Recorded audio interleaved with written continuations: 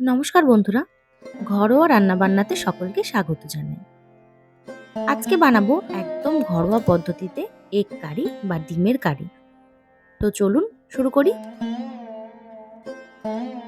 ভিডিওটি শেষ পর্যন্ত দেখার অনুরোধ রইল, আর আমার চ্যানেলটিকে সাবস্ক্রাইব করে পাশে থাকা বেল আইকনটা প্রেস করে দেবেন। 3টে ডিম সিদ্ধ করে ডিমগুলোকে মাঝখান থেকে কেটে নিয়েছি। ডিমগুলোকে এখন ভেজে নেব। কড়াইতে দিচ্ছি সর্ষের তেল, দিয়ে দেব সামান্য নুন, সামান্য হলুদ। ডিমগুলোকে এক এক করে এর মধ্যে দিয়ে দেব। গোটা ডিমের থেকে এইভাবে অর্ধেক অর্ধেক করে নিয়ে ডিম রান্না করলে কিন্তু তরকারির স্বাদ বেশি হয়। ডিমগুলো উল্টে পাল্টে হালকা করে ভেজে নেব।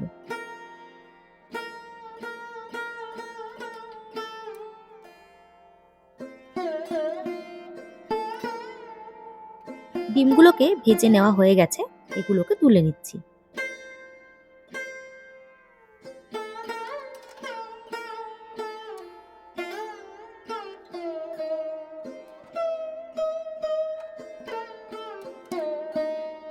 ডিমগুলো তুলে নিয়ে ওই তেলের মধ্যেই দিয়ে দিচ্ছি একটা শুকনো লঙ্কা, কয়েকটা জিরে, তেজপাতা আর কয়েকটা গোটা গরম মশলা।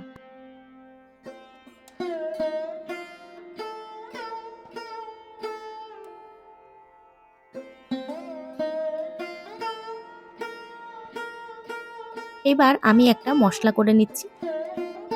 কয়েক টুকরো আদা, কয়েক টুকরো রসুন, দুটো কাঁচা লঙ্কা আর দুটো বড় সাইজের পেঁয়াজ, সবগুলোকে একসাথে পেস্ট করে নেব।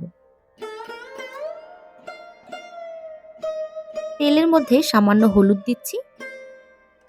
এইবার বাটা মশলাটা এর মধ্যে দিয়ে দেব।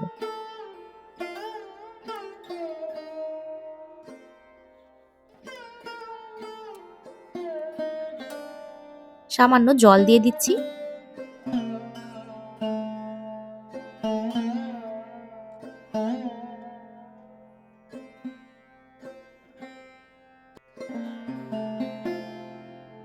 এবার এর মধ্যে দিচ্ছি 1 চামচ ধনে গুঁড়ো, 1.5 চামচ লঙ্কা গুঁড়ো আর 1.5 চামচ জিরে গুঁড়ো। আবারও কিছুটা জল দিয়ে দিচ্ছি। এবার দিয়ে দেব পরিমাণ মতো লবণ, পরিমাণ মতো হলুদ আর দেব সামান্য চিনি। মশলাটা ভালো করে কষিয়ে নেব।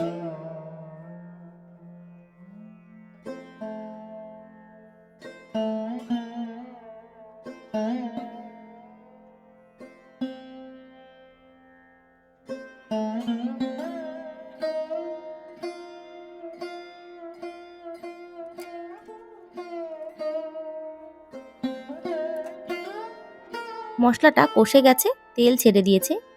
এবার আর একটা মশলা করব। 4 মগজ, কাজু বাদাম আর টমেটো একসাথে বেটে নেব। এই পেস্টটাও এর মধ্যে দিয়ে দিলাম। সামান্য জল দিয়ে দিচ্ছি।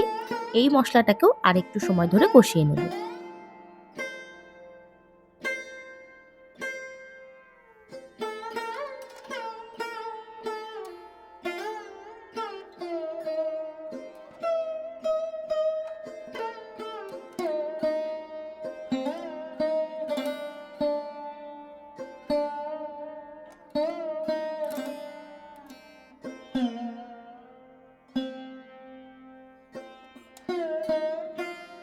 মশলাগুলো সম্পূর্ণ কষানো হয়ে গেছে।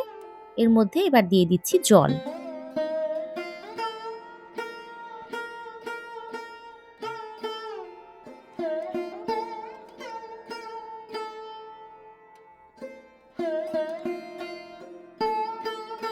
একটু ফুটে আসলে এর মধ্যে ভেজে রাখা ডিমগুলো দিয়ে দিচ্ছি।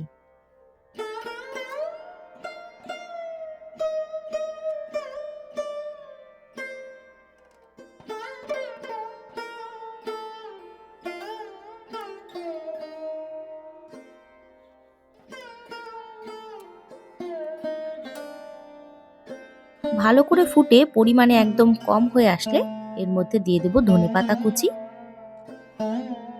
সামান্য দেব গরম মশলা। ভালো করে সব কিছুকে মিশিয়ে দেব। ব্যাস আর কিছুই না, তৈরি হয়ে গেল ঘরোয়া পদ্ধতিতে ডিমের কারি। কেমন লাগলো আমার এই রেসিপিটি অবশ্যই জানাবেন। আর আমার ভিডিওটি ভালো লেগে থাকলে লাইক, শেয়ার, কমেন্ট করবেন এবং আমার চ্যানেলে সাবস্ক্রাইব করা না থাকলে অবশ্যই সাবস্ক্রাইব করে পাশে থাকা বেল আইকনটা প্রেস করে দেবেন। ধন্যবাদ। দেখা হবে নতুন একটি ভিডিও নিয়ে।